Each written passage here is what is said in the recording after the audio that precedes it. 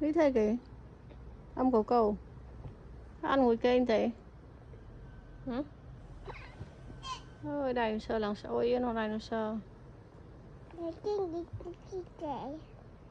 Mà anh sơ là cái áo ấy. Rươn nào ấy.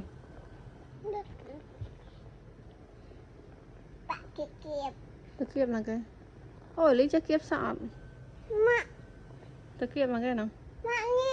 Mà ôn trống sợ xua mà đang nhảy nhảy rằng. Mà thưa. Tờ kiếp là cái nào? Chá. Tờ kiếp. Ô anh tờ kiếp mà mi ta. Ôn đi mến, ôn thợ bạn mến. Mơ ấy kìa nào. Mơ. Mơ sao mơ tinh mơ. Sao mơ tinh mơ. Anh đang cái kiếp mày. Mà này lại dinosaur. Một đầm rấy ạ. Wow. Hồi này hụt anh kìa. Ủa anh đi khạc mong bùi chai áo ấy. Anh nó vừa rươn áo ấy. Ní bùi chai áo ấy. Thử ấy bùi chai chắp. Bộ anh nơi đi hả? Nơi lên nó làm sao hả? À nơi chị mong bị chết mũi rồi. Ní bùi chai lên kìa ba này.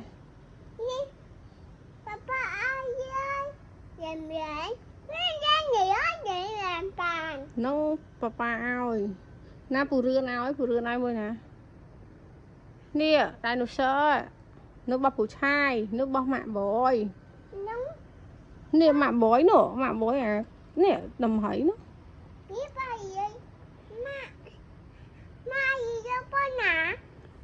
Mẹ vô bò cả chục. No, đầm hấy đó. Thank you Ellie. À nó cũng bóc Ellie. Ôi đó, nó bóc bù chai ao ấy, bù chai đó. Bù chai ai ôn nè, cho ta làm mông khỏi. Chá. Nó bắt là cái, ui sổ. Vô lạc mông. Thank you Ellie. Nó bóc bù chai đấy. Bù chai ai ôn mẹ nè nó.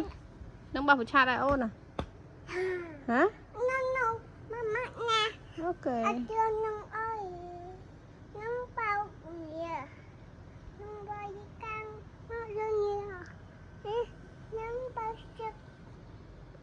Cái baby á nè.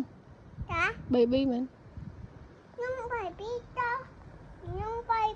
Baby giống thơ mình. Luôn á luôn baby thơ mình. Ồ, luôn chăng?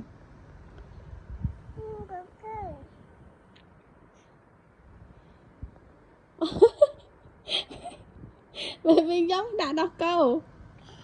Hả? Baby giống đã đọc câu hay cô mày dùng. Hả? Mà baby giống thế mày đã đọc câu mày nhỉ? Đã đọc câu của mày dùng mày.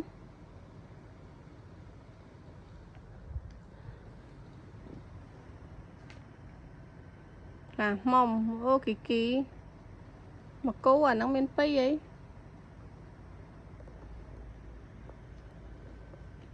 Miên pi. Ô chú đó, chú mà. Nó ban là cái. Ô lưu sẽ lấy tiền. Ê, cũng như cô có ba, bài có ba luôn. Baby là cái nào? Baby là cái.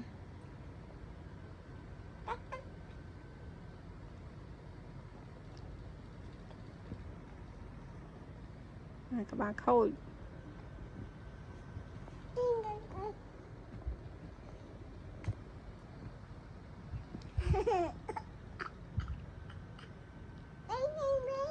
Ủa chết luôn baby kê anh thầm á.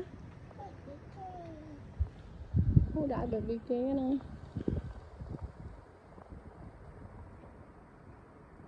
chua